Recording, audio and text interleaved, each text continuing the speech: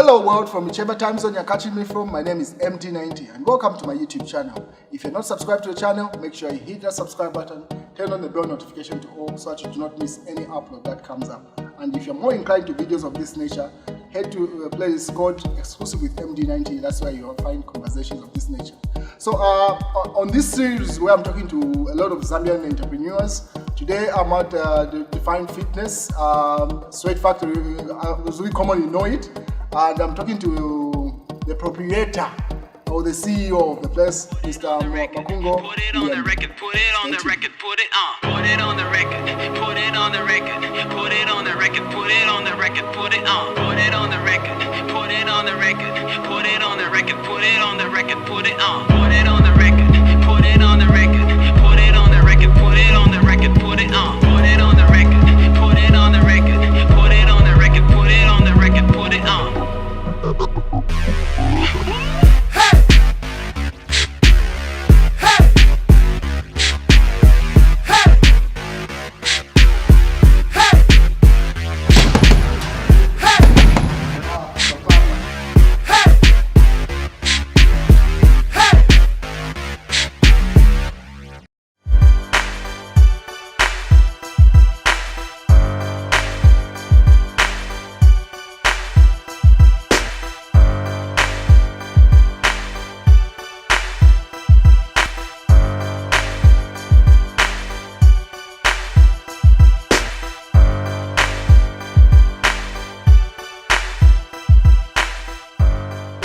As I told you already, I'm talking to the fitness cyborg.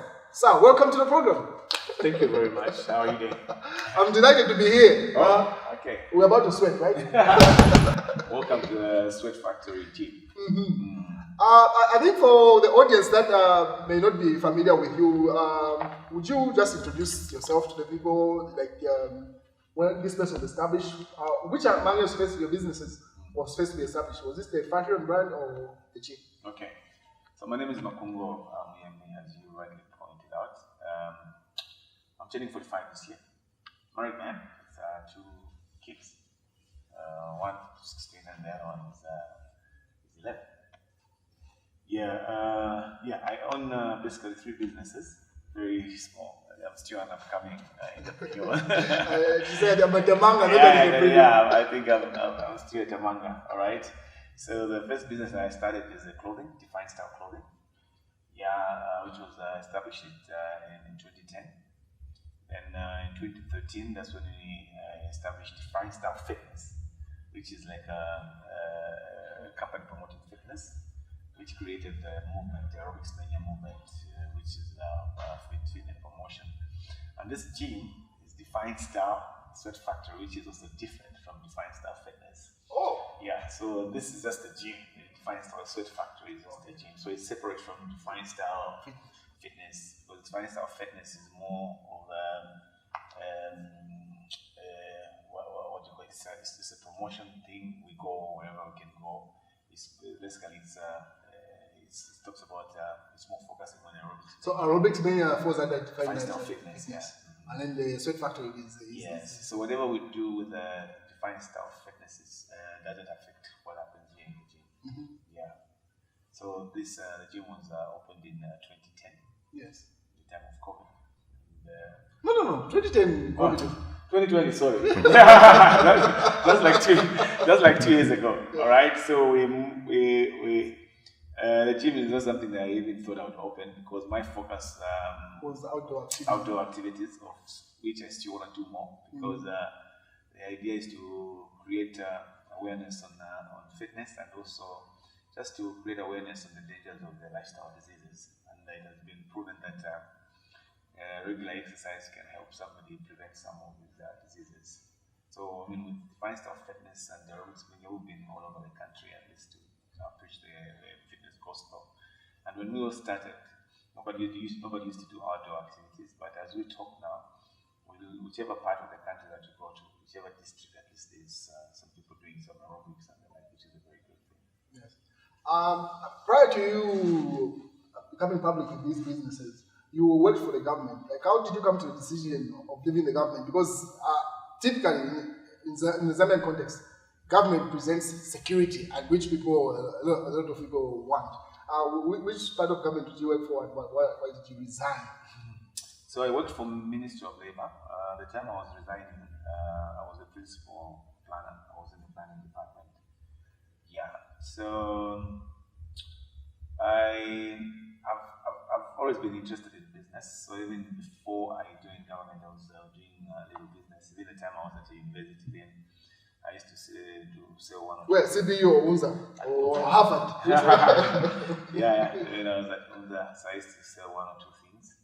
Even when I finished there, I continued ordering clothes from Zimbabwe to resell. But I got frustrated in the process because I bring clothes.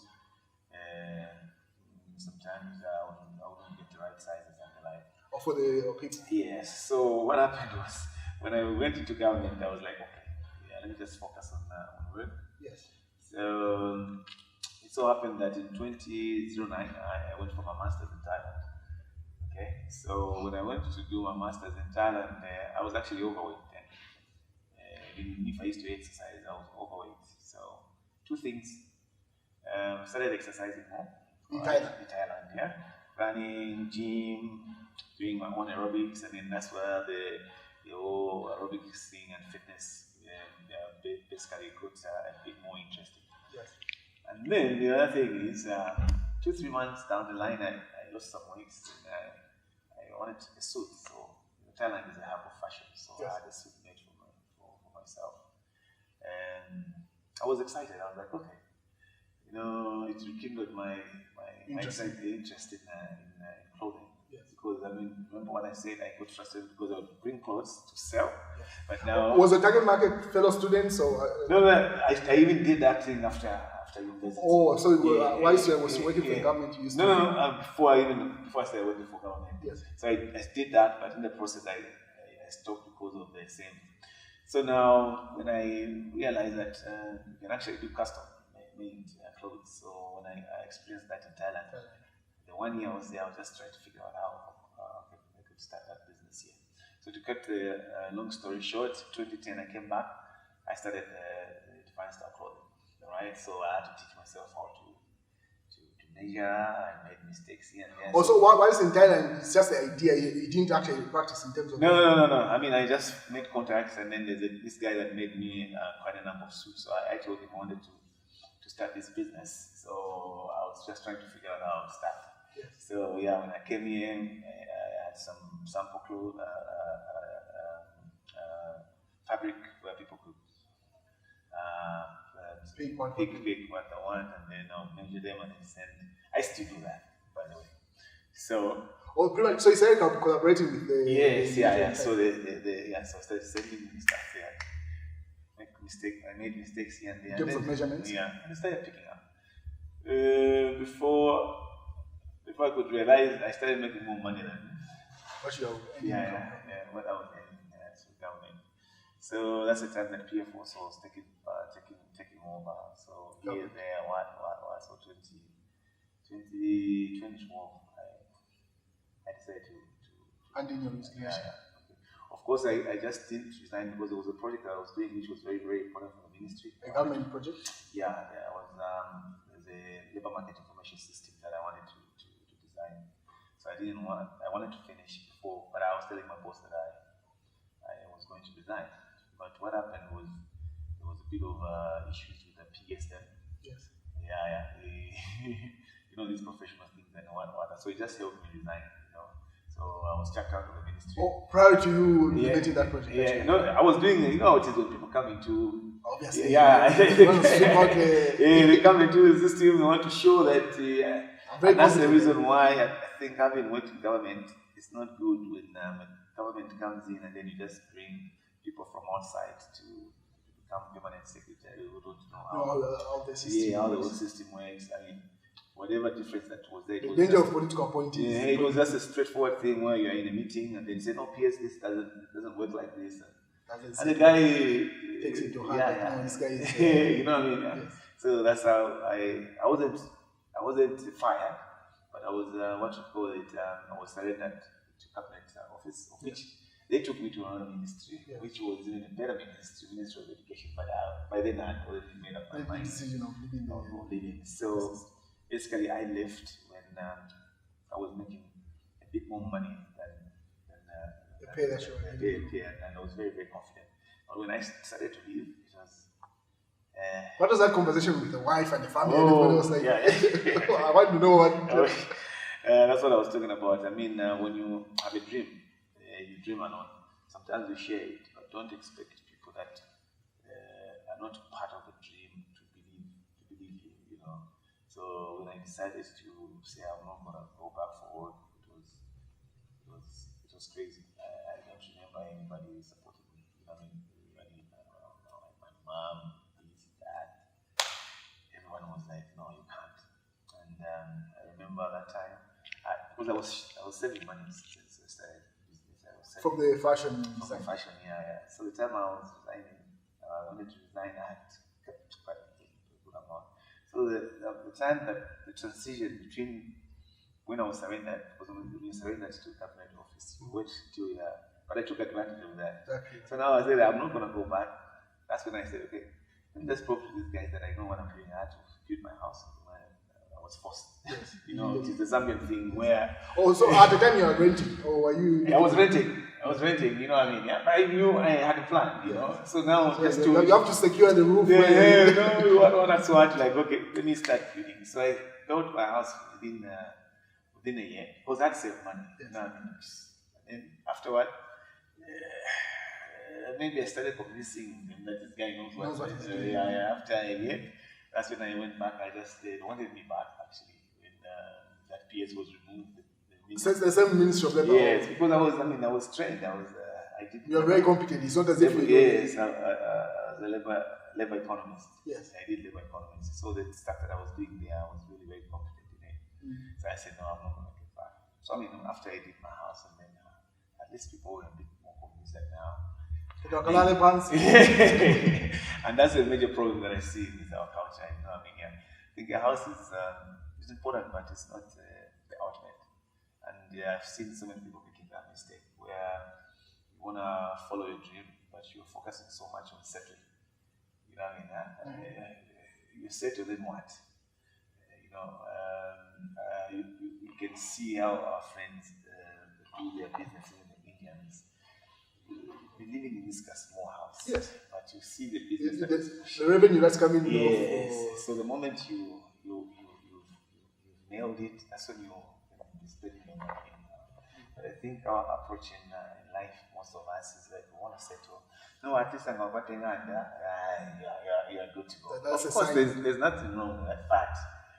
Even right now, the amount of investment that you put in a house, it's quite a lot. Yeah, but imagine what you can do.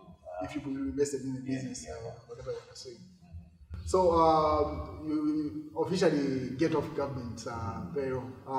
Now what was your experience like? Now you're a full-time Tamanga. Apparently, I mean, something that I think about. I've been blessed in that no matter how difficult things have been, every year I'm like, okay, something has happened. I did this, I did that, So what I did, I was using the money from the clothing to basically fund this event. To fund the event. Until 6 months down the line, Zamto got on board, and they started sponsoring the event, and that's how things has changed, because now I wasn't spending any money. So Zamtel, we pushed. That's after 6 months running it? Or? Yeah, 6 months. So I invested 6 months, and I kept on trying to find sponsors. So Zamtel saw some sense in it. And you know how it is in these organizations, just people make decisions. Yes. It's not organizations. Yes. So if you are an individual buys into the idea, yes, so the chief marketing officer then, now is the PS tourism, Vivax Mohanga. I've already had worked with him before that at BAT, yes, which I resigned in the face. He didn't like me, but the funny thing was like when I pitched that idea, it was so objective and professional. I was like, okay, this is good. So Jamto got on board, and that's how it helped basically grow the movement. So this is now 9 years after, and we're still going strong. Like I said, before we started, fitness wasn't a thing. But now, wherever you go, at least people are talking about fitness, even though I think we still have a long way to go. And I think we're going to get even bigger and better if government gets involved, because government is basically the mother of all these things that we do, because they're the ones that create an enabling environment for things to succeed. They come up with policies. Because that's like I feel the fitness sector, or fitness has not been recognized as a sector that can create employment, you know what I mean? And even where we are now, I don't know where we fall, because I don't think we fall under Ministry of Sport. Fitness, this is not sport, this is recreation, and this is also health related. So I feel that government has to come in and recognize that this is a sector, and if it's a sector, how can it be grown? You know what I mean? Right now there are people that want to be trainers, fitness trainers. Where can they go to training? There's no place. There's no place like that. And also we are talking about youth employment and the like. Yes. You know, you can find a way of inducing employment by the government says, oh, all the directors and what register at a gym or whatever. You know what I mean? I give an example. Just for example, if the whole country, if we have even 50,000 people exercising, you know, just 50,000 regularly, and it's possible. And these people are able to pay for the gym at an average of 500. How much is that? 500 times 50,000. That's about 25 million a month generated. Yeah. And that's a lot of money. It is. That's a lot of money. And everyone involved is able to support the family. So if I have one gym, maybe I can even open, because if you have 50,000 people. You can't accommodate that in one location. No, you can't. Because, believe me, even just in Osaka, I don't think there are more than 2,000 people that exercise regularly. Yes, that's you know what I mean? Yeah. You can go to all the gyms, you count them, you can't. In fact, the consistent ones, you find that one in each gym or two, it's very rare to find that a big team that is very consistent. In the same line that you brought out a point with regard to government, there's been a number of times that you've posted on your platform to say you are able to design most of the, for example, the national teams that we have, be it soccer or any of the ladies thing, and then they hire a foreign entity to go and do those brands. Why do you think that's the case with governments? Like I said, decisions are made by individuals, not organizations. Individuals in those organizations, if you have a decision-making power, you can actually bring about change. So even when it comes to promoting local stuff, if we as Zambians don't decide, Zambians that are in those decisions, so like if, for example, say take FAS, to say, okay, at least, okay, maybe the top team, or maybe if you are playing this, you can use these jerseys, but these other jerseys, even like a replica, we use local stuff. Yes, and that's the only way you can empower the locals. Once you build confidence in them and then you trust, of course there's been times when Zambians are disappointed, but you never give up on them. You know, the way I see it, I mean, government, especially, I mean, private sector, we can't talk too much about them because those are private sector, just like you can't force an individual to buy local.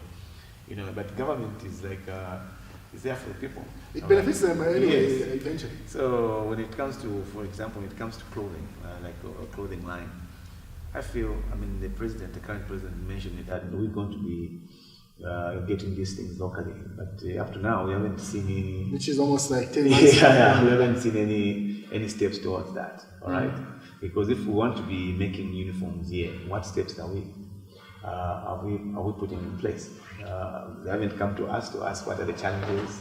You know what I mean? Is it the fabric? Is it the machinery? Is it the skills? You know what I mean? Because I would say, okay, we're lacking skills. the machinery is not there. So now, if you say 1-2 years from now, you want to be producing everything here, yes. what are you doing? So you start with the skills. Yes. Are we producing enough competent individuals to stitch these things? No. Machinery. Well, where can we get machinery? And subsidize the cost of Is it tax free? Well, like what they did with the tourism industry, they said whatever you import, let it be tourism with the tax free. And then let these government entities force them, tell them to buy local. ZRA, do the uniforms here. Bank of Zambia, uniforms here. It's just a decision. Decision. Yes. That's it. Of course, right now the capacity might not be there. Yes. But even if the capacity is not there, it takes individuals who are interested in developing this country to say, we need uniforms next year, right? Zambians can do it, but they don't have the capacity to do it in 1-2 months. Maybe let's give them 8 months. You know what I mean? Yeah? Yes. 8 months. Because you need the uniforms anyway. Yes. So why don't you plan now so that you give Zambians? But you see, what they do is they need the uniform in a month's time or 2 months' time, and they're like 1,000 uniforms.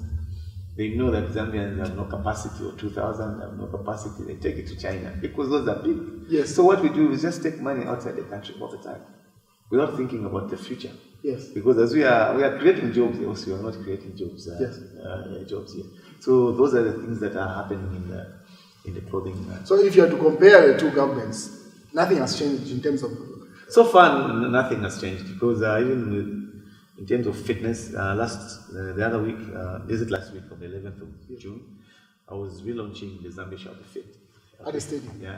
No, at the showgrounds. Yes. Okay. So the whole idea of relaunching was to be able to attract this government now to say, yes, this is a campaign and it's good for the government. Yes. You're not paying anything. Yes. You know what I mean? Yeah? Just come. Find out what's going on. Yeah, invite all the ministries and Minister of Health, Minister of Sport, come over and just motivate people to exercise. Yes. Just like the previous one, they're not interested. So you even wonder, why are they not interested? Because this is health promotion. Yes. You know what I mean? Yeah? Because every government should be interested in making the health of the citizens. Yeah. Because the whole idea is if people are healthy and fit, they become more productive, and they won't fall sick. Yes. And eventually, government also will save some money instead of spending on mind you, the lifestyle diseases are on the rise and they're very expensive to cure. Yes. So I thought government is supposed to be interested in that. And the funny thing I find about these government officials, there is no one who looks around to say, oh, that is good. Can you bring that guy? How can we support? You know what I mean? And the support is not even financial. Yes. It's just an endorsement. Yeah. You know what I mean? Yeah? Just, oh, this is good. How can we, Yeah, because they've got an audience that listens to them. Yes. So if a Minister of Health says, no, this is the lifestyle that you should. Yeah, this is the lifestyle. How can we think they can help you, organize this, right? And numbers influence numbers. That's what we're basically doing. Yes. But now we find ourselves in a situation where you know that what you're doing is good, and then you're going to beg, please come. You know what I mean? Yeah? Come and attend my event. Come and, It's not adding up. It doesn't add up. So at the moment, I haven't seen any difference. Yes. Amongst the advocacy that you put across is that there's a point that you say, most people work hard to make a lot of money, but then become so lazy that they lose their life, their health, and now they have to attend to their lifestyle or diseases, as you mentioned them. Why do you think most people become lazy in terms of looking at their health until it's too late? I think that's a lack of priority in life. Before I even answer that question, it's the same thing we're talking about government. Here we are talking about economic development. We are focusing so much on the minds. Yes. These big things, yeah. At the expense of something which is very basic. Without health. You know what I mean? So now you push the economy, the economy starts thriving. just to realize that everyone is sick. So now all the gains that you have had in the past, where your economy is speaking and is speaking up, and they're like, now start spending money on making sure that your citizens are okay. Is that now your expenditure on health goes up? Yes. Same with individuals. All right. I've seen with a lot of my friends before they had the money, they were like, didn't have time to exercise and like better position, or maybe your business is doing well. You focus so much on the business itself. You can wake up early in the morning, 3, to go to the farm, to go and see how the pigs are doing. Yes. That is important. Yes. But you can't wake up at 4 or 5 to go and exercise. You're like, I know I need to rest. You know, the body needs to rest, and you're resting and start putting on weight. And those who unfortunately end up having these lifestyle diseases, the BPs and the diabetes. So it's basically an issue of decision, right? And fitness is a personal thing. Like I always say, I mean, when you are fit, it doesn't give you a guarantee that you're not going to die. But I think it just adds value to your life. In the same vein, where you say something recently happened to you, were you jogging and then someone broke your leg? How was that story? No, there was a walk. There's a guy that was working from Kachumbalesa to Guinea-Bissau, the right going entrepreneur. So we wanted to support him just from the last stretch from the 10Ks. Yes. So we had organized a walk from Great North Mall near Independence Stadium there to Manda Hill. So as we were coming down, we were walking. There's a car that was trailing us behind. Part of you guys, or just it was part of the guys never wanted to leave the vehicle there. Yes. Yeah. So I should think the guy was drunk or what. So I mean, I was behind. We chatting, and like all of a sudden I just But apparently the guy who bashed me, I didn't see him, but the car that bashed me is the one that took me to the hospital. And then a different driver took it up? Yeah. So it was the same group. But anyway, after I came out, I was like, let me just focus on. The point I was trying to put across is that how soon you healed was a concern for most people. Like people are expecting you to be down for a while. Don't play with your leg, because I remember when you started posting your healing process, like no, not that much. I was very, very arrogant in terms of my healing, because I understand it's me, and I love myself. So sometimes people can love you to death. Yeah, in a wrong way. Showing you love. Oh, please. Who are you? You know what I mean? Yeah? So when that accident happened, 10 days after, I had an engagement with a certain company. They had already even paid me to do yeah, we were worried that no, just chill, it will happen. Yes. Yeah, and that's how I created the name Fitness Cyborg. Yes. So my mind was focused on healing, and it helped me. I was just telling myself. So mind over matter. Yeah, mind over matter. And also, it just tells you when you invest in your health, you know what I mean, yeah? Or you work for your body now, and your body is going to work for you. So it's like the body repaid me to some extent. Said, hey, man, you're putting in the way. Yeah. So at least the healing was faster. I remember 6 months?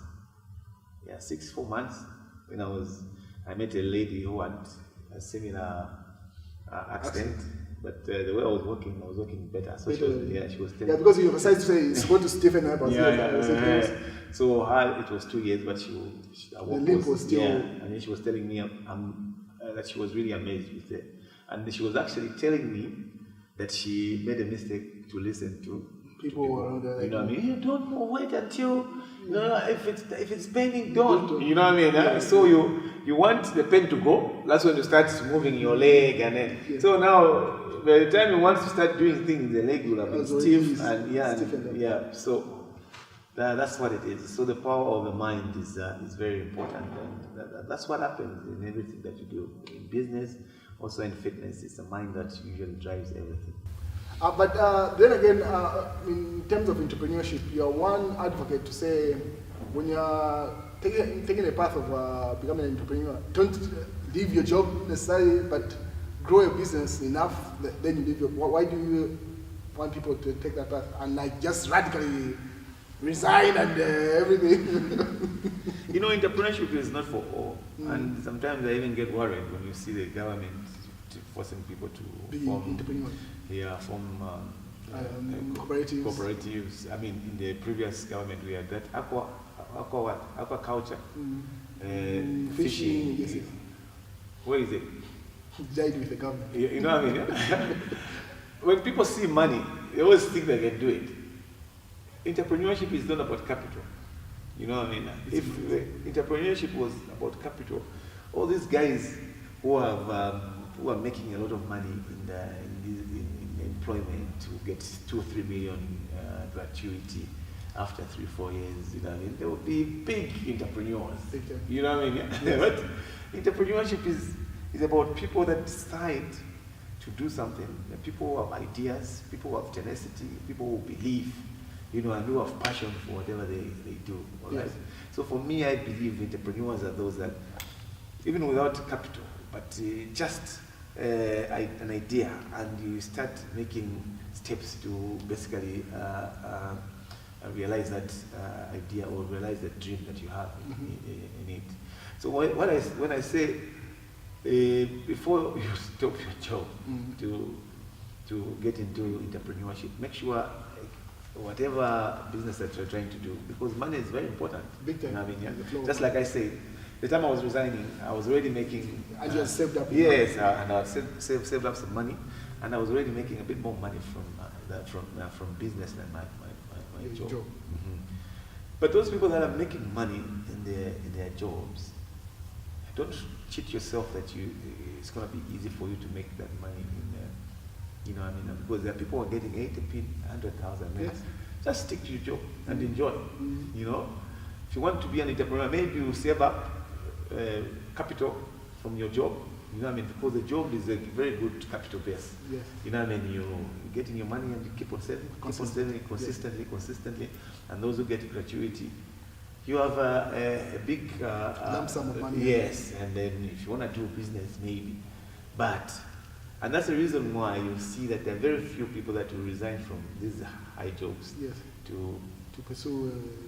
because whatever they are getting it will be difficult for them to make it in business. How many directors have you seen that have resigned? I'm going to. They just get fired. Yes. They just get fired. You have no choice now but to start. But you see, this MD, I'm flying. And then I even ask myself, if you are that good at what you do, why can't you stop? You know what I mean? Yeah? And do your own thing. You believe me, there's so many MDs that are, he's high flying. Stop and do your thing. Let's see you in the streets. Because you're high flying because you're in the system. Yes. You know what I mean? Yeah? The system is already there. This is probably an international bank or this is an international organization. So there is an issue of leadership. You identify people that can do your work and the like. But doing your own thing is totally different. So you can be a successful employee, meaning that you can make your employment your business because you have reached the pinnacle of your career and you're able to negotiate for a good salary and the like. So the people that are getting these MDs, they get 300,000, 400,000. They're paying for your kids' school fee, your holiday. They give you this. Can you get that as you are? You know what I mean? Yeah? Yeah. Even for me as an employee to even just make $1 million. Yes. As in money to see in the account. It's tough. In 2 years, you can't have even $1 million even 3 million in the account. But people who will. Gratuity, those who are good jobs. Gratuity, 2 million quite. Yes. You know what I mean? After 2 years, another 2 million. Stick to your job and enjoy. Entrepreneurship is not for the weak at heart. And that's the reason why it's only that here it has not developed. People that have such kind of money, they don't know who invest And just become a shareholder or yes, something. in businesses like that. Yes. But apparently, unfortunately, you see that most of the people that are getting that money, which is okay, are the ones that are going to now real estate. And the real estate that Zambia know is flats. Otherwise, our friends, the Indians, it's not flats. They build factories, they build things, and they make more money. Yes. You know what I mean? Yeah. So those are the things that be different mindset. But you can make your job a business if you get good money. And if you're getting good money, don't even think of resigning to start a business before you know how much a business can give you, because business is quite tough and it's challenging. So I would like to find out, as you've been running now 3 businesses that you mentioned, what challenges have you faced in each of them, running them in the Zambian context? Okay, all right. Yeah, so before I answer that, I was just trying to point out one thing about entrepreneurship and the youth. Yes. I mentioned earlier that entrepreneurship is not for everyone. True. And I believe that when you look around, there's entrepreneurship everywhere. You know what I mean? Yeah? Mm. Of course, it just depends on the levels. I mean, you go into the markets, on the street, yes. people are selling. Yes. You know what I mean? Even street vendors are entrepreneurs. Yes, everyone is doing business. Yes. And believe me, 3/4 of the employment in Zambia is in informal sector, and these traders and they constitute what we call the informal sector. Mm-hmm. So people are doing business. Yes. All right. So the challenge that is there is how do we build capacity in these people. All right. So even the government, instead of trying to build more entrepreneurs. Yeah, more entrepreneurs. Those people who are looking for jobs. Mm. Like right now we have so many graduates. Yes. You know what I mean? So many graduates. Yes. If I want to employ a receptionist in my gym, even people with masters apply. True. You know what I mean? Yeah, true. People with master's degrees apply. Mm. You know what I mean? So you can see the problem that is there. So government should identify entrepreneurs that are doing well and see how we can expand that. You know, instead of trying to create. How many are you boys? Make a cooperative and start fish farming.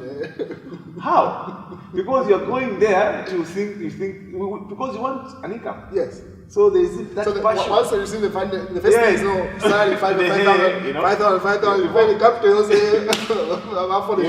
So you see, cooperatives. Those cooperatives, they only work. They work because people are the common goal and they believe.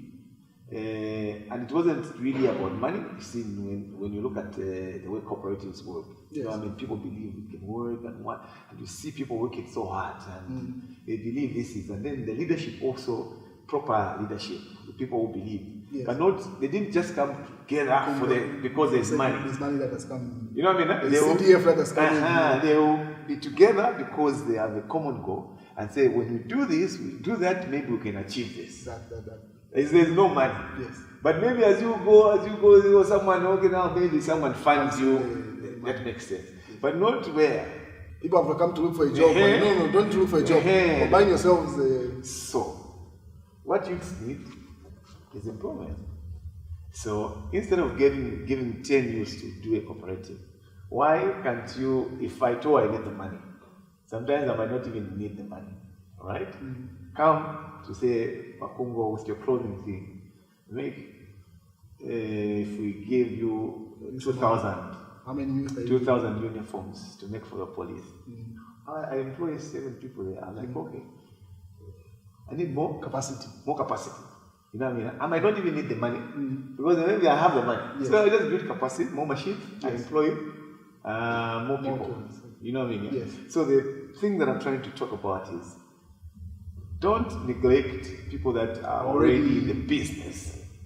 Because those it's easy for me to create jobs for the youths than youths creating jobs for themselves. Mm-hmm. Because it has happened even in the previous government where you give youth money, you give them tankers, you've never done business. And they've been failing to pay back their loans. They were called loans. Yeah. They're not it never works out like that. So entrepreneurship is not for everyone.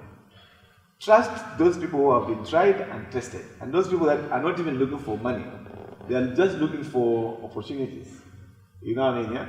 So there are Zambians that can do most of the things, and it's about government. It's just about government identifying how can we focus on this sector. How can we create jobs in this sector?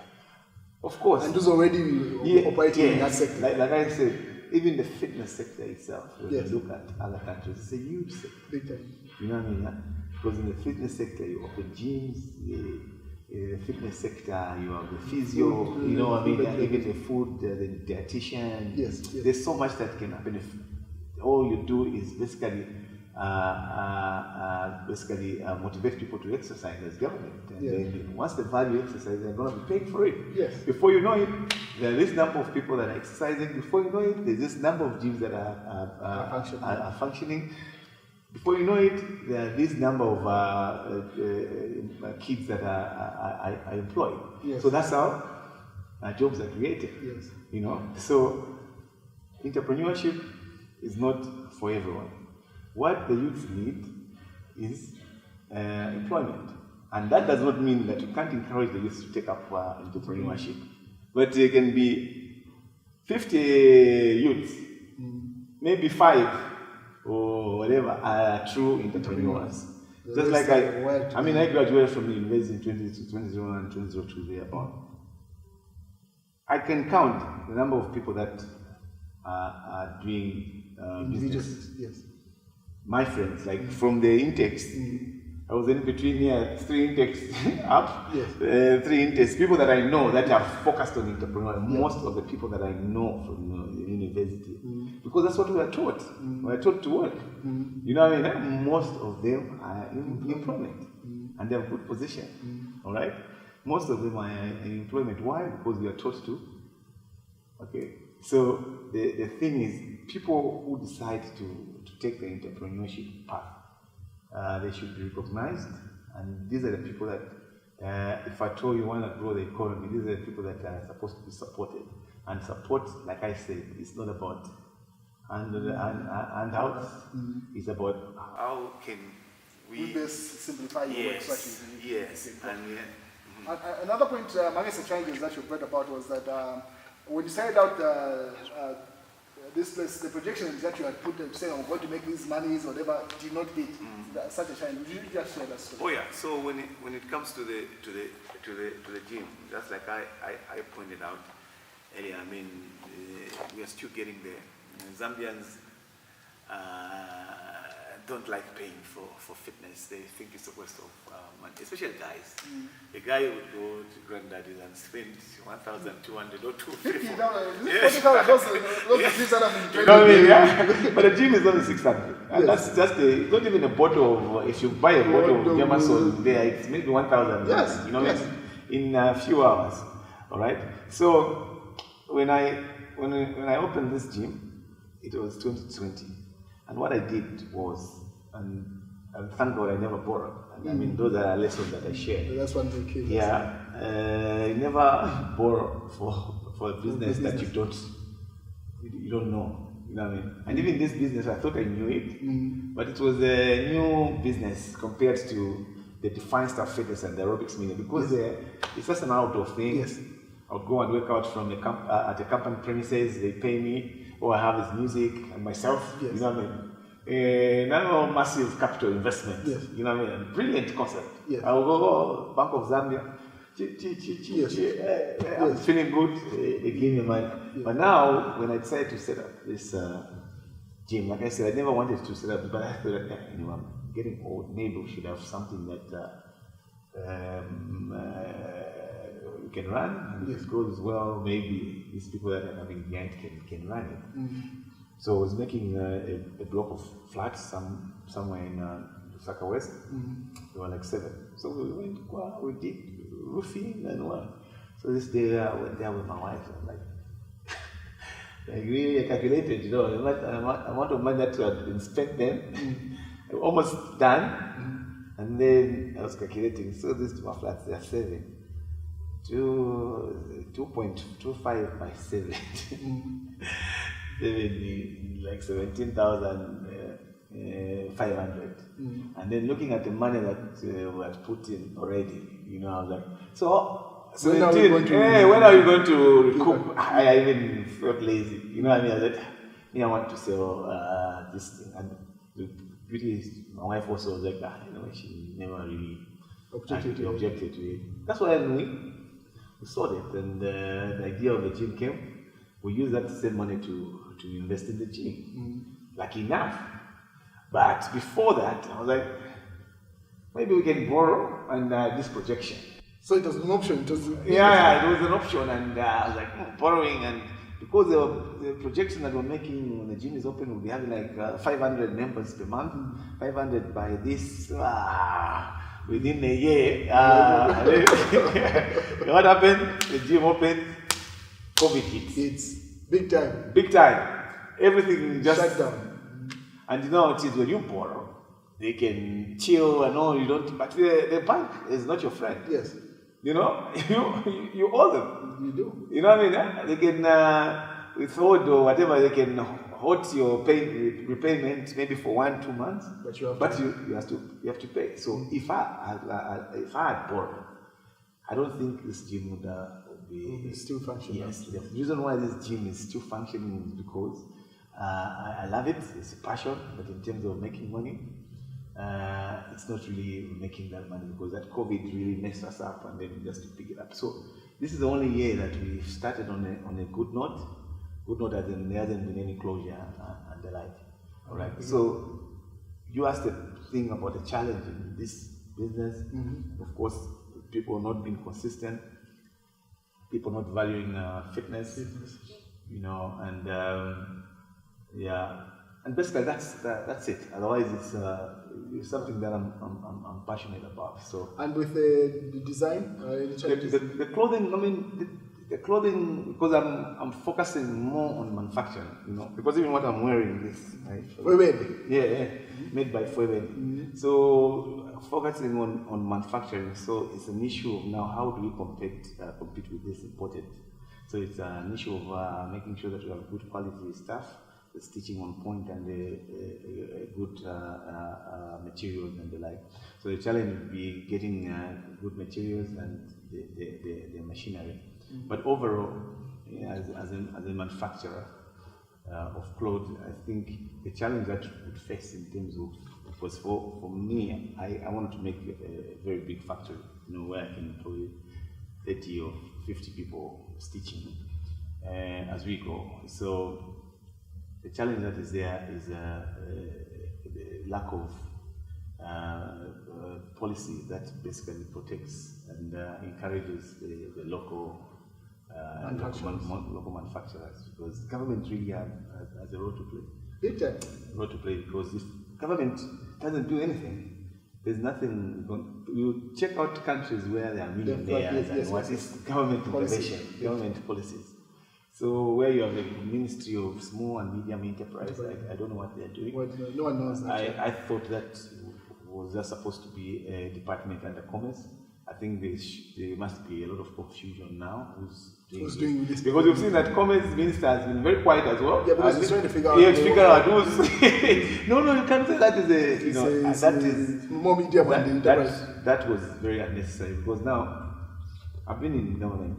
So the moment it created, I even mentioned, I posted, this ministry was just started maybe working after 2-3 years. That's what. Because now they are trying to figure out which roles function and this and that. I mean, all we needed was a serious policy direction to say, okay, what are the challenges there? Or what, okay, reduce tax on that. Or you don't even need the entire ministry to do that. It's just finding out what challenges these different sectors are facing. And addressing those challenges. Yeah, addressing those challenges. Just like I said, in a textile, in our clothing industry, we have challenges in getting very good materials and what. So if we identify, if you reduce the custom duty on I can bring a container of these materials and start stitching.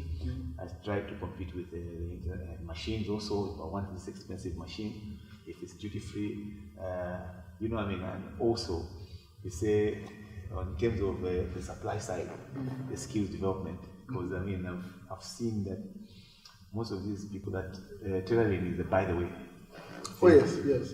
You know, but so what are we doing as a country? In other countries, the universities are offering degree in tailoring and fashion, yes. and, you know. But here, we're not thinking. We want to be manufacturers. We want to think, but what is it that we're doing in terms of the supply side skills development? You know what I mean? Just like I would love my daughter to do skill fashion and design and tailoring. You only have, and when you look at the state of these training, yes, that 400 or better. Yeah, nothing goes up to this. They don't even have the machine that I have. Yes. Thing. They have those domestic machines. Yes, and they're like, so how do you develop?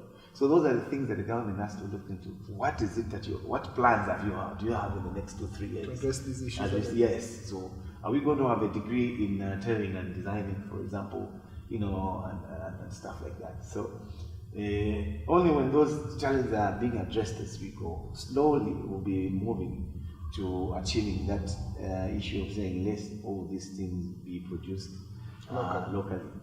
Yeah. All right. Yeah, as we wind out the conversation, I would like you to speak the audience, someone that is pursuing money, yes, but they've neglected their health and stuff. What would be the fitness type of words for that particular individual?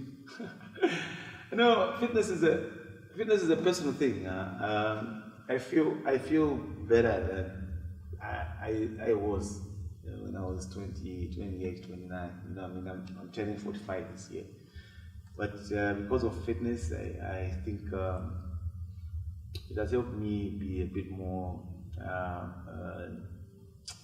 focused, and I feel liberated. It's rare that I would get sick, and the only thing that I have to think of is how to make money. So what I would urge everyone is, much as you work, make that money, but take time for your health. You have 24 hours in a day. Unless you are not normal, you can be busy throughout. 24 hours in a day, just get in 1 hour kitchen. Dedicate it to fitness. I know some people always talk about sleeping being important. It's very important. So instead of prioritizing sleeping for 8 hours, cut 1 hour from 8 hours. You can even sleep for 7 hours. So I sleep for 4-5 hours. I'm cool with it. You know what I mean? So balance it up. Work some, make that money. Exercise some. Eat in moderation, and create time for other things as well. You heard him right? Ladies and gentlemen, be sure to share the video with someone that you think it will help, and we'll catch you next time.